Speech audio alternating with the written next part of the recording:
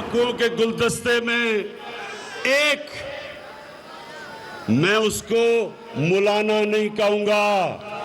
30 सालों के बाद पाकिस्तान की असेंबली डीजल के बगैर चल रही है, सोलर पे चल रही है। कभी एक बीमारी, कभी दूसरी, कभी प्लेटलेट्स।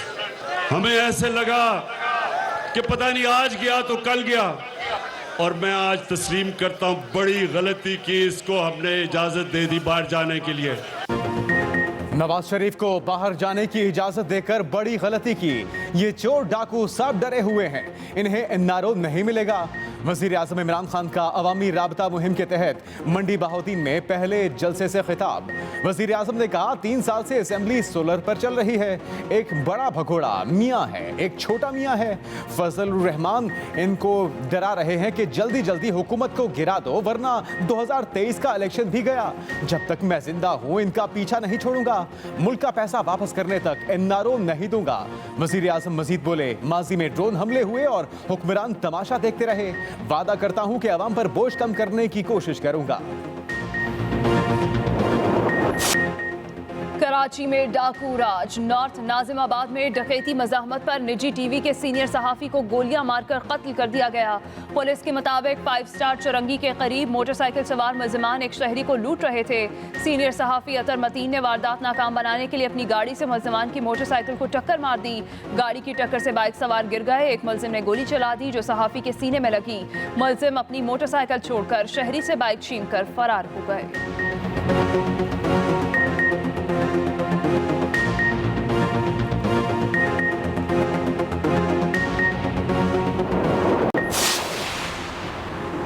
निजी टीवी के सहाफी को गोलियां मारने वाले मुल्जिमान की सीसीटीवी फुटेज सामने आ गई।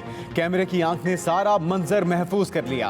फायरिंग के बाद एक मुल्जिम को पैदल और दूसरे को मोटरसाइकिल लेकर भागते हुए देखा जा सकता है। एक मुल्जिम ने हेलमेट, दूसरे ने पी कैप पहन रखी है। एडिशनल आईजी कराची गुलाम नबी मेमन कहते हैं कातिलों से मुतल्लिक कुछ मवाद मौजूद है, जल्द उन तक पहुंच जाएंगे। मुल्जिमान की गिरफ्तारी के लिए DIG ईस्ट की सरबराही में 3 रुकनी टीम तश्कील दे दी गई।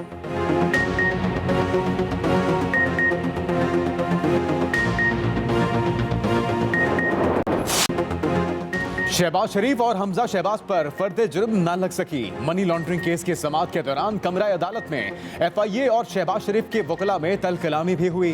शहबाज शरीफ के वकला का चालान की वाज़ेह कॉपियां फराहम करने का मुतालिबा। FIA प्रोसिक्यूटर ने कहा एक मरतबा तसल्ली से बता दें कि कौन कौन सी कॉपियां साफ नहीं, ये एक एक कतरा करके एतराज़ात उठाएंगे। अदालत ने FIA को चालान की साफ कॉपियां फराहम करने की हिदायत कर दी।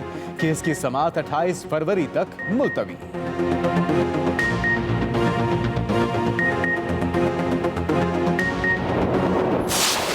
मतलब था कि मैं 18 को बहाना बनाऊंगा कि नेशनल असेंबली का इजलास है। अदालत ने अपनी राय में उसको मुस्तरद कर दी हुई एप्लीकेशन। उसके बाद फिर उन्होंने आज का जो था इजलास वो ले गए। अपना मंडे था कि मैं आज वहाँ पर हाजिर हूँ। अगर मेरे पास हराम का पैसा होता तो मैं पाकिस्तान क्यों आता?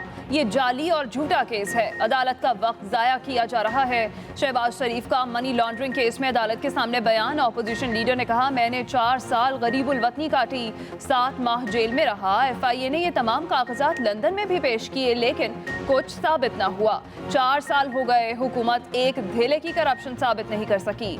बशीर मेमन का बयान रिकॉर्ड पर मौजूद है कि नवाज शरीफ और शहबाज शरीफ के खिलाफ मुकदमात बनाए जाएं। अगर ये करप्शन साबित कर दें कौम से माफी मांग लूंगा। वो लोग अदम एतमाद लाना चाहते हैं, उनके ऊपर उनके घर वाले भी एतबार नहीं करते, कौम कैसे एतबार करेगी? आपसे लॉन्ग मार्च नहीं होना, आपसे वॉक भी नहीं होनी। पहले होना से ना दुल्हना डोलियां जानियां सन, उन्हां दे तुहानू 4 कदियां दे लेके आवांगे। शहबाज शरीफ आप कहते हैं मैंने एक धेले की करप्शन नहीं की, एक धेले की मैंने चोरी नहीं की। दूसरी जानिब जो है वो आप नई से नई दरखास्तें दायर कर देते हैं ताकि जो है वो पहले उन दरखास्तों का फैसला हो, फिर आपके ऊपर फर्द जुर्म आयद हो। अपोजिशन अदम एतमाद क्या लाएगी? इनके अपने लोग इन पर एतमाद नहीं करते। वज़ीर इत्तलात फवाद चौधरी का जलसे से खिताब। कहा शहबाज शरीफ कहते हैं सियासी स्याही ठीक नहीं, 4 फ्रेम पढ़ा नहीं जा रहा। बहानों से ये बच नहीं पाएंगे। फजलुर रहमान और शहबाज शरीफ की सियासत एक है, इनसे लॉन्ग मार्च होना ना ही वॉक होगी। बिलावल और मरियम पहले मेयर का इलेक्शन लड़ने, इनको पता चल जाएगा कि ये कितने पानी में है। वज़ीर मुमलिकत फरूख हबीब बोले, शहबाज शरीफ को मुल्क की दौलत लूटने का हिसाब देना पड़ेगा। फर्द जुर्म मुअख्खर करने के लिए लंबी तारीखें मांगी जा रही हैं। नई दरखास्त भी दायर कर दी गई।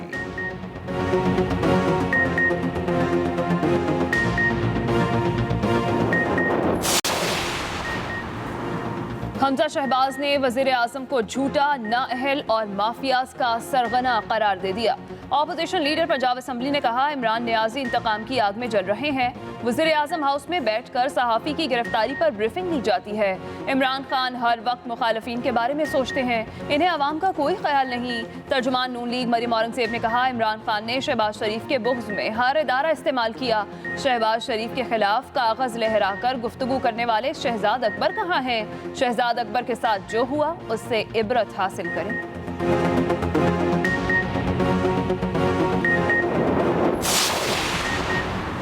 अदम एतमाद की बातें करने वाले शौक पूरा कर लें, इस बार भी शर्मिंदगी के सिवा कुछ हाथ नहीं आएगा। वजीर आला पंजाब उस्मान बुज़दार की ओपोजिशन पर तनकीद। कहा, ओपोजिशन ने अपने दौर में अवाम के लिए कुछ नहीं किया। पीटीआई मुत्तहिद और हुकूमत पहले से ज्यादा मजबूत है। अदम एतमाद नंबर गेम है और पीटीआई को सबकत हासिल है।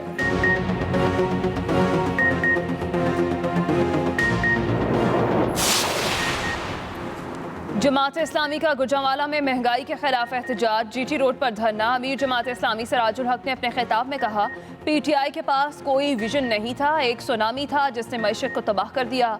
मिनी बजट पास हुआ तो पीडीएम और पीपल्स पार्टी ने इनका साथ दिया।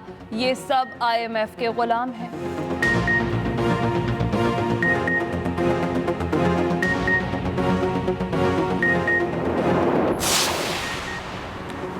फैसल वाडा ने ताहयात नाअहली का फैसला सुप्रीम कोर्ट में चैलेंज कर दिया। इलेक्शन कमीशन और हाई कोर्ट के फैसलों के खिलाफ अपील दायर। अपील में कहा गया कि इलेक्शन कमीशन को ताहयात नाअहल करने का इख्तियार नहीं था। Election commission Majaz court of law नहीं। इस्लामाबाद हाई कोर्ट ने उजलत में अपील खारिज की।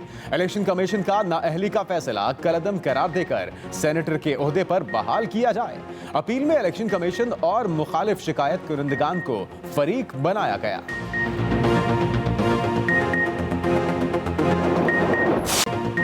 कोरोना की 5वीं लहर के वार जारी। मुहलिक वबा ने मजीद 33 जानें ले ली। 24 घंटे के दौरान 2400 नए केस सामने आए। NCOC के मुताबिक मस्बत केसों की शरह 4.92% रिकॉर्ड की गई। अब तक 20,64,75,000 अफराद की वैक्सीनेशन की जा चुकी है।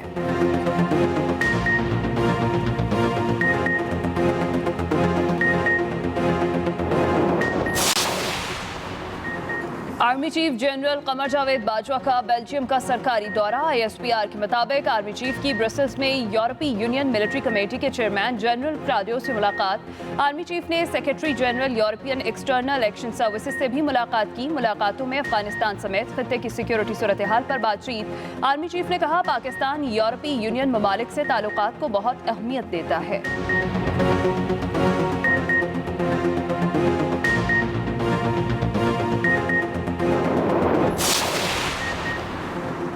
भारतीय जेल से 57 साल बाद पाकिस्तानी शहरी रिहा। 80 साला बुजुर्ग व्हील चेयर पर वतन वापस पहुंचा। वाघा बॉर्डर के जरिए वापसी हुई। मोहम्मद नजीर 1965 में भारत में गिरफ्तार हुआ। सांदा लाहौर का रिहायशी है। वतन वापसी पर इंतहाई खुश।